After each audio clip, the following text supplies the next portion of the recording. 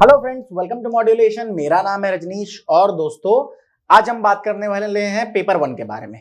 Paper 1 जो है आपका लैंग्वेज पेपर है और जो भी बच्चे लैंग्वेज पेपर में इंग्लिश लेने वाले हैं उनके लिए ये वीडियो होने वाली है, या फिर आप कोई और भी अगर लैंग्वेज पेपर भी लेना चाहते हो तो स्ट्रैटेजी यही आप रख सकते हो आराम से। ठीक है, तो चलिए देखेंगे आज लैंग्वेज पेपर के बारे में थोड़ा और समझेंगे क्या करना चाहिए, क्या अवॉइड करना चाहिए।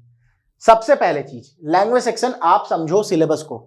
किसी भी चीज को अप्रोच करने से पहले उसके सिलेबस को अच्छे से देख लेना is a good idea, is a very good idea actually. ठीक है, आप बोल सकते हो it is the best idea. दो चीजें हमेशा ध्यान में रखेंगे, syllabus PYQ. Syllabus PYQ, PYQ आपको आइडिया देगा कि कहां, where you have to hit, कौन से पोर्शन को पढ़ाई करना है अच्छे से, जो कि आपको किस पे फोकस करना है। और सिलेबस आपको बताएगा कि यहीं तक आपको अपने आप को लिमिट करना है। बट आपके सिलेबस में ग्लिच है। Question from the language section will be from the following topics but are not limited to. Limited नहीं है ये लिख दिया है, बट फिर भी हम इसी को एक तरह से अपना बाइबल मान के, गीता कुरान जो भी आप मानते हो मान के चल सकते हैं, कॉन्स्टिट्यूशन मान के चल सकते हैं। तो हमें इस पे फोकस करना है। सबसे पहली चीज आपके सिलेबस में क्या है? Reading comprehension. आप लिखी हुई चीज को कितना अच्छा समझ सकते हो। कॉम्प्रिहेंड करने का मतलब होता है टू अंडरस्टैंड समथिंग। ठीक है, तो आप कितना समझ सकते हो इस चीज को। सपोज करो मैंने 4 लाइन लिखी है, आपको क्या वो बात समझ आ रही है? आप उसको ट्रांसलेट करके या किसी भी तरीके से समझ सकते हो? वो आपका यहाँ क्वेश्चन होता है। 3 तरह के आपसे पैसेजेस पूछे जाते हैं। ठीक है, किस पैसेजेस क्या है इससे कोई मतलब नहीं है। आपके सामने एक छोटी सी कहानी टाइप से कुछ भी हो सकता है, एक पैसेज हो सकता है, 3 तो छोटा पैसेज एक होगा और उसके बेसिस पे आपके 15 क्वेश्चन बनते हैं। 15 क्वेश्चन आर देयर। और ये मैं बार बार एम्फेसाइज करता हूं, this is the easiest portion. The reason is you can check your answers. आप थोड़ा प्रैक्टिस कर लोगे तो आपको इजीली समझ आ जाएगा और आपके क्वेश्चंस बहुत इजी लेवल के होते हैं।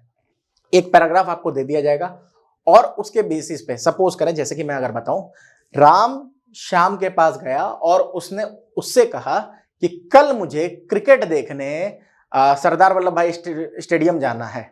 ठीक है, मोटेरा जाना है। लेकिन वह श्याम ने उसको बताया कि कल मोटेरा में मैच नहीं था, बल्कि कल जो मैच है वो जवाहरलाल नेहरू स्टेडियम में है।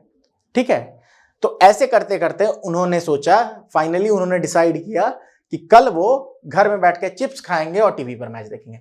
ये पैराग्राफ बन गया। अब सवाल आपसे पूछा जाएगा, राम कहां जाना चाहता था? आपको आंसर करना है, 5 ऑप्शन है, तो आप चेक कर सकते हो ना। आपके पास पैसेज है, उसमें रेफरेंस पॉइंट है, वहां पे दिया हुआ है, तो उसको चेक कर लो। ठीक है, तो इस तरह के आपको क्वेश्चंस बनेंगे। ये जो मैं लेवल बता रहा हूं, आपको लग रहा होगा ये बहुत बच्चों के लेवल का है, इससे थोड़े ही ऊपर आपके क्वेश्चंस आते हैं। बहुत इजी, बेसिक अंडरस्टैंडिंग से आप उसको क्लियर कर सकते हो। थोड़ा प्रैक्टिस कर लेंगे तो it will be for your benefit. ठीक है, तो बेसिक अंडरस्टैंडिंग रखेंगे और थोड़ा प्रैक्टिस कर लेंगे, then you will be able to answer these 15 questions easily. 15 के 15 क्वेश्चंस आराम से हो जाएंगे। टफ कब हो जाता है ये? इन केस अगर वो कोई पोइट्री देते हैं, बट वो पोइट्री देंगे नहीं तो आपको टफ हो जाता है, क्योंकि पोएम को समझना that is a different ball game all together. लेकिन यहाँ पोएट्री नहीं दे रहे हैं, आपको पैसेजेस दे रहे हैं, therefore you will be in a position to answer those questions. ठीक है, तो ये है आपका, एक तो 15 क्वेश्चन यहां से बन जाते हैं।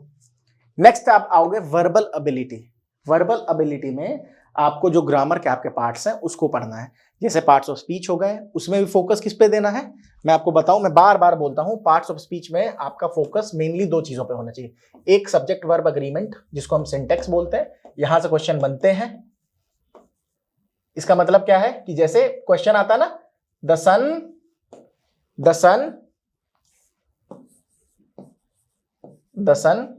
Dash around the earth, sorry the अर्थ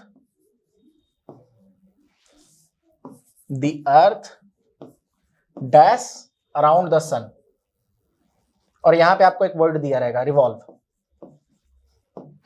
तो यहां पे रिवॉल्व होगा कि रिवॉल्व्स होगा, यही आपको यहां पे डालना है। ये है सब्जेक्ट वर्ब एग्रीमेंट। ठीक है, कि सब्जेक्ट का नंबर वर्ब के नंबर के साथ मैच कर रहा है कि नहीं। अगर सब्जेक्ट प्लूरल है तो वर्ब भी प्लूरल होगा, सब्जेक्ट सिंगुलर है तो वर्ब भी सिंगुलर होगा। और वर्ब प्लूरल तब होता है जब उस, हम जनरली क्या करते हैं, नाउन में एस एस लगा देते हैं, उसको प्लूरल कर देते हैं, है ना। लेकिन हॉर्सेस है ना, प्लूरल हो गया। बट वर्ब में उल्टा चलता है कि अगर वर्ब में एस लगा हुआ है, रिवॉल्व्स, तो ये सिंगुलर है। ठीक है, तो ये और दूसरा प्रेपोजिशन, ये आपका पोर्शन इंपॉर्टेंट है दोनों। पार्ट्स ऑफ स्पीच आपको पता होने चाहिए, क्योंकि एक सेंटेंस दे देंगे और आपको पिक करके बोल देंगे she is a very beautiful girl. Beautiful क्या है इसमें से, कौन सा पार्ट्स ऑफ स्पीच है, ये समझना होगा। फिर आपको नरेशन, वॉइस, टेंस, ये आपको पता होना चाहिए इसके लिए, ठीक है।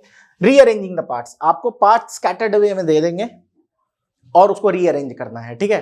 तो रीअरेंजमेंट के लिए आपको ध्यान रखना होता है एक सिंपल फॉर्मूला होता है, सब्जेक्ट वर्ब ऑब्जेक्ट, ये स्ट्रक्चर होता है सेंटेंस का। इसको ध्यान में रखेंगे। अगर क्वेश्चन है तो क्वेश्चन वर्ड आएंगे पहले या फिर हेल्पिंग वर्ब पहले आएगा, इस चीज को ध्यान में रखेंगे। टेंस पढ़ लोगे तो ये फिर आपका सिंपल हो जाएगा, तो इसको करेंगे।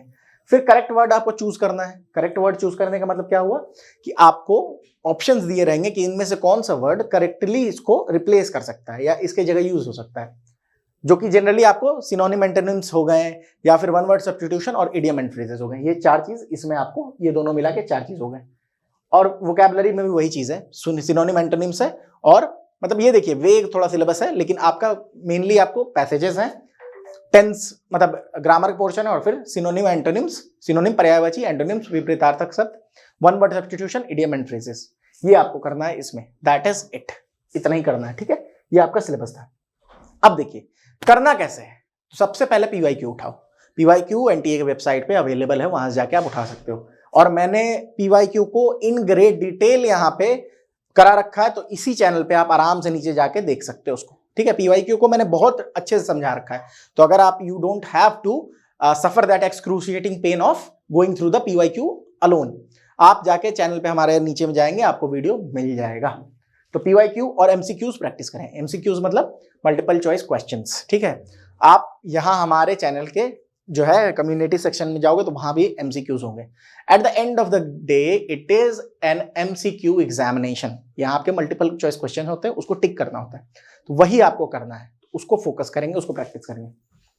दूसरा, आप अपने हिसाब से इजी मॉडरेट टफ पार्ट्स को चूज करो।